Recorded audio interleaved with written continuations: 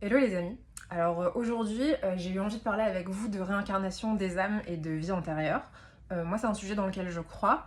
Et je sais qu'on en parle dans le judaïsme, dans la Kabbale notamment, si je me trompe pas. Je sais aussi que les Druzes y croient. D'ailleurs, il y a plusieurs histoires en fait d'enfants Druzes qui, très jeunes, euh, sont capables de raconter plein de détails de la vie d'une autre personne. Il y a, je crois, une histoire très célèbre qui s'est passée soit dans les années 2000 ou 2010, où en fait un enfant savait parler en fait l'anglais, alors que sa famille ne parlait pas du tout anglais avec lui, et il connaissait plein de détails de la vie d'un pilote anglais, et quand après la famille a vérifié qui était ce pilote, ils se sont rendus compte que tous les détails que l'enfant racontait étaient parfaitement justes. Donc moi je trouve ça hyper interpellant et hyper intéressant. Et du coup, quand on croit au phénomène de réincarnation de l'âme et des vies antérieures, ça implique aussi de croire dans le fait que une âme, de vie en vie, en fait, elle peut prendre des croyances qu'elle a adoptées en fait après une certaine vie. Et ces croyances-là peuvent se retrouver en fait chez une personne qui à la base n'avait rien à voir avec ses croyances, à part le fait qu'elle a eu l'âme de cette personne qui avait cette croyance. Un exemple pour simplifier, si par exemple une femme se marie, qu'elle a un mariage hyper affreux, horrible, dans lequel elle souffre beaucoup, son âme peut adopter la croyance que le mariage c'est affreux, et du coup dans la vie d'après la personne n'arrivera pas à se marier parce que elle est guidée en fait par cette fausse croyance inconsciente. Ça peut être pareil avec le fait de tomber enceinte, si une femme a un accouchement hyper douloureux, hyper traumatique, enfin ça peut se faire avec tout et n'importe quoi en fait. Euh, et en fait, pourquoi je vous parle de ça? Je discutais un jour avec une thérapeute dont le métier en fait c'est de nettoyer, en fait c'est de travailler sur l'inconscient et de nettoyer les fausses croyances qu'une personne peut avoir et qui l'empêchent d'avancer dans sa vie sur certains sujets.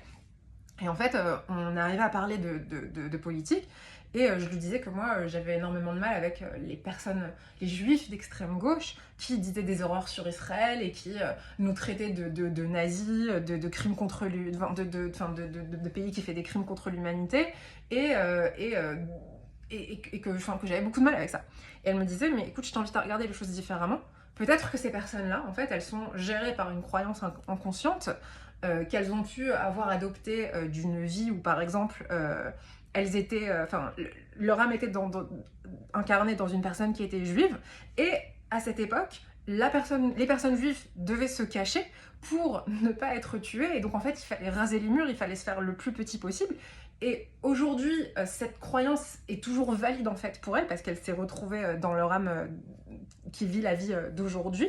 Et du coup, quand tu as un État d'Israël qui se comporte comme un État souverain et qui se bat et qui est incarné par un chef d'État qui, qu'on le veuille ou non, incarne aux yeux du monde un Israël fort, et bah du coup, elles, en fait, elles ont sincèrement l'impression que Bibi et les politiciens qui sont encore plus à droite que Bibi mettent réellement Israël en danger, parce que justement ils ne respectent pas cette croyance et cette règle qu'un juif doit raser les murs pour qu'il puisse survivre. Et c'est pour ça qu'elle pense sincèrement que Bibi est le plus grand danger pour Israël, voire même plus que le Hamas, ce qui moi me semble aberrant, mais moi je dois pas avoir cette croyance-là parce que c'est pas du tout ce que je pense en fait. Mais pour ces gens-là, c'est complètement réel, c'est pas un mensonge, et c'est comme ça sincèrement qu'ils voient les choses, qu'ils ressentent les choses. Pour eux, cette émotion, en fait, cette croyance, c'est la pure réalité. Et c'est pour ça, en plus, que ils comprennent pas pourquoi d'autres gens, comme moi, ne comprennent pas ce qui, pour eux, est limpide. Donc voilà, donc je voulais juste parler de ça, parce que je bitch souvent sur les gens d'extrême gauche, mais si c'est la raison pour laquelle ils pensent ce qu'ils pensent, et j'ai plus de sympathie, on va dire, pour eux, même si je pense que c'est faux complètement et que ça fait beaucoup de dégâts en fait sur le peuple et sur nous tous en fait, parce que ça nous met en difficulté en fait. Et si c'est pas la raison pour laquelle ils pensent ça, et ben c'est juste des gros coups. Je déconne, petite blague. Voilà, non mais donc du coup je voulais juste partager cette vidéo avec vous. Voilà. Bye, Shabbat Shalom.